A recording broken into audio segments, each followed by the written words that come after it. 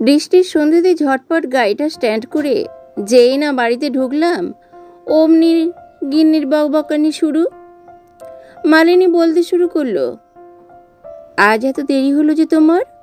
কতবার তোমায় বলেছি বর্ষাতিটা সঙ্গে নিয়ে রাখো, কিন্তু কে শোনে কার কথা?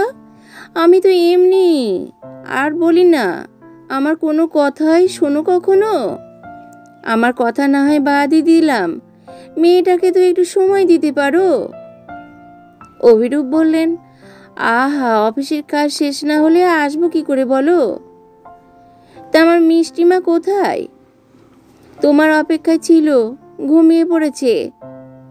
মালিনীর দিকে তাকিয়ে দেখলাম ও এখনো আমার ওপর অভিমান করে রয়েছে, তাই আর দেরি না করে বলেই ফেললাম, আগামী 5 দিন কি তোমার বিশেষ কিছু কাজ রয়েছে? কেন বলো তো? ওই যে সব সময় আমায় বলো না আমি নাকি তোমাদের সময় দেই না, তাই ভাবলাম অফিস থেকে ছুটিটা নিয়েই নিই। আর এই ছুটিতে আমরা যাব দার্জিলিং। ও মা, সত্যি তাই? হ্যাঁ হ্যাঁ, সত্যি তাই। এই দেখো, পরশু সোমবারে টিকিট করেছি, সন্ধ্যের ট্রেন, হাতে সময় আর একটা দিন মাত্র। সব কিছু গুছিয়ে নিও ঠিক করে। আর মিলিকে আমরা কাল সকালেই জানাবো। এতদিন পর আমরা কোথাও যাচ্ছি, মিলিটা খুব খুশি হবে। যাই হোক, রাতের খাবার শেষ করে আমরা শুয়ে পড়লাম। এখন মিলির বয়স 5 বছর।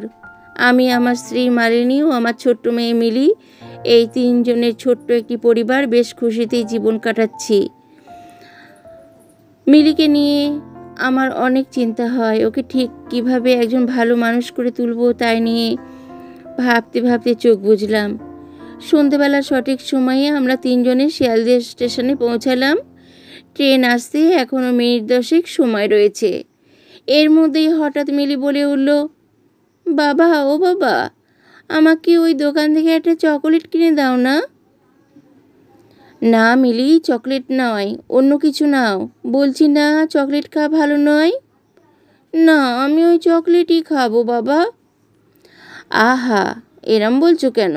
আমার ছোট্ট আদরের মেয়ে বলে কথা, চলো আমি কিনে দিচ্ছি। তোমরা বাবা মেয়ে মিলে আমার একটা কথাও শুনতে না। ঠিক করেছো, রাগ করো না, মাত্র একটা চকলেটই তো খাবে ও। কিছুক্ষণেই ট্রেন পৌঁছলো। আমরা যে যার সিটে বসলাম। ট্রেন বাঁশি বাজিয়ে ছুটতে শুরু করলো। আমাদের স্টপেজ নিউ জলপাইগুড়ি। পৌঁছলাম ভোর 5:30 নাগাদ। তারপর ওখান থেকে আবার দার্জিলিং যাওয়ার গাড়ি। মিলি ও মালিনীর দিকে তাকিয়ে দেখলাম ওরা খুব খুশি, তাই আমিও খুশি মনে একটা গল্পের বই পড়তে শুরু করলাম। রাত্রিবেলা ট্রেনের খাবার শেষ করে মালিনী ও মিলি দুজনেই ঘুমিয়ে পড়েছে। আমার আবার একটা বদ অভ্যাস, রাত্রে কোথাও ট্রাভেল করলে আমার আবার ঘুম উবে যায়। কারণটা ঠিক এখনও বুঝে উঠতে পারলাম না। অনেক কম বয়স থেকেই নাকি আমার এই অভ্যেসটা রয়েছে। হ্যাঁ, মায়ের থেকেই একবার শুনেছিলাম। তাই তো দূরপাল্লা কোথাও যাওয়ার হলে সঙ্গে করে কিছু গল্পের বই নিয়ে নিই। গল্পের বই পড়ে অন্তত সময়টা তো ভালোই কাটবে। কিন্তু কি আর করা যায়, রাত 10টার পর যে ট্রেনের আলোগুলো নিভিয়ে দেওয়া হয়, ঘুম আমার আসে না বলে কি ট্রেনের বাকি যাত্রীরাও ঘুমোবে না? অগত্যা চাদর মুড়ি দিয়ে ঘুমানোর চেষ্টা করলাম, কিন্তু কিছুতেই ঘুম আর আসছিল না।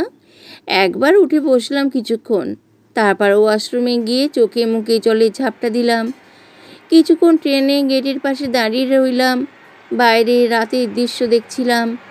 হঠাৎই কেমন যেন চোখে ঘুম জড়িয়ে এলো। ভাবলাম এবার বিশ্রাম নিতে যাব, হয়তো ঘুমটা এবার ধরেও যেতে পারে। এমন সময় হঠাৎই ট্রেনটা দাঁড়িয়ে পড়লো মাঝ রাস্তায়। তখন কটা বাজে? রাত 3:30 নাগাদ।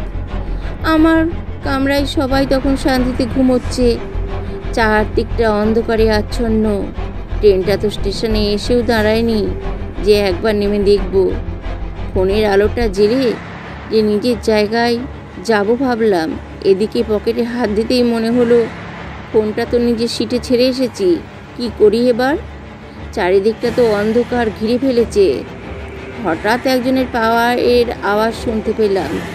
ভয় হলো, ট্রেনে ডাকাত পড়লো না তো?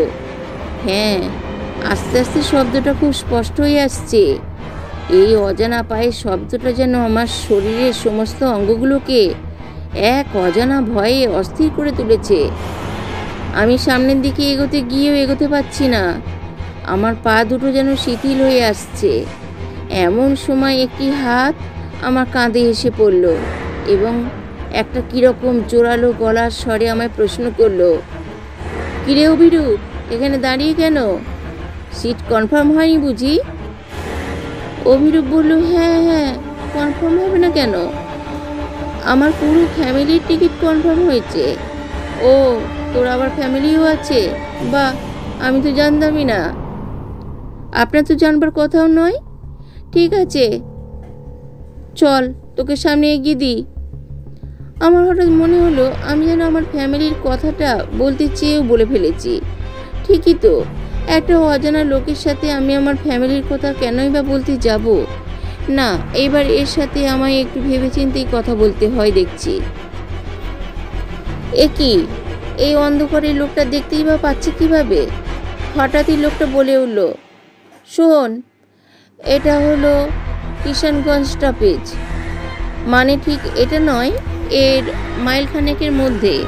এখানে প্রতিদিন ট্রেন দাঁড়ায় বলাটা ভুল, ট্রেনকে দাঁড়াতে হবে, নইলে আমি বা আমার সঙ্গীরা এতে খুব কষ্ট পাবো।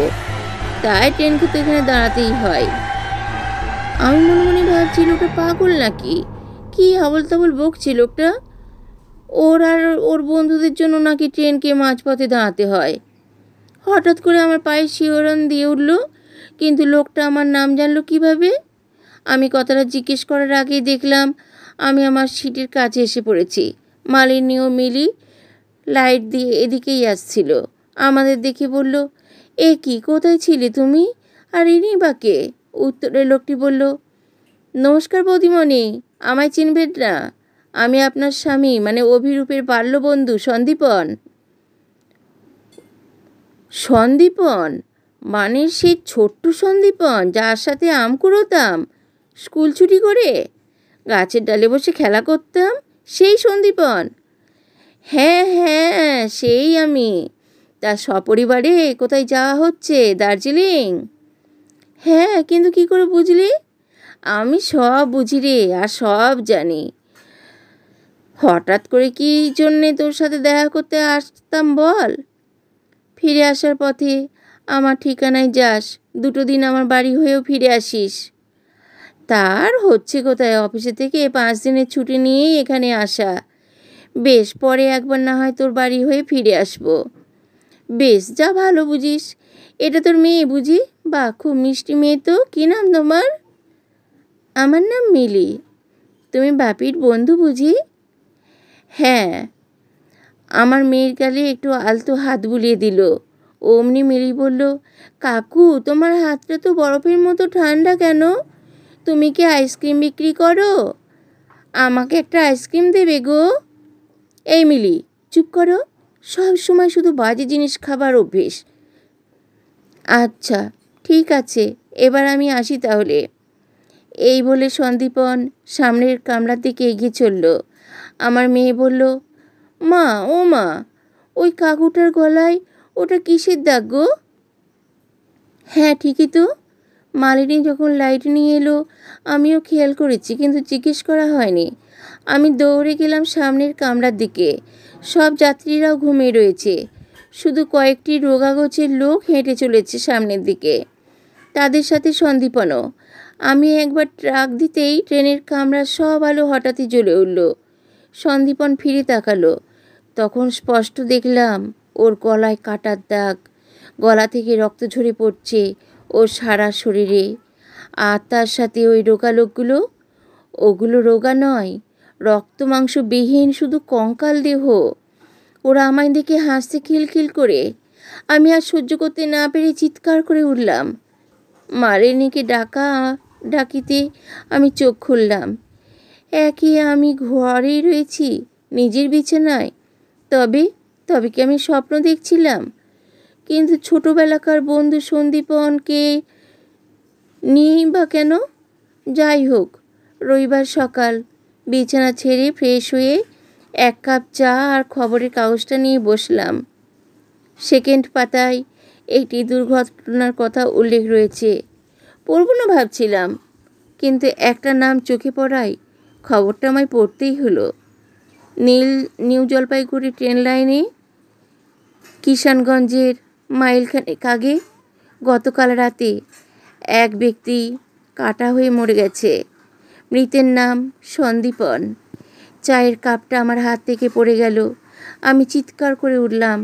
তারপর থেকে আজ এত বছর হয়ে গেছে, এই একটা নাম যেন কিছুতেই আমার পিছু ছাড়ছে না।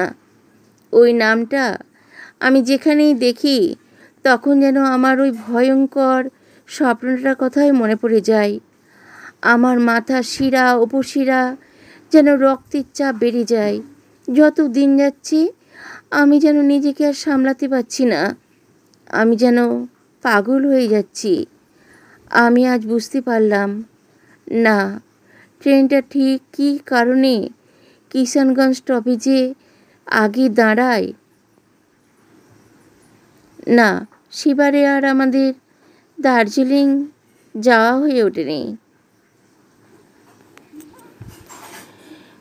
গল্পটি লিখেছেন সৈকত সারঙ্গী।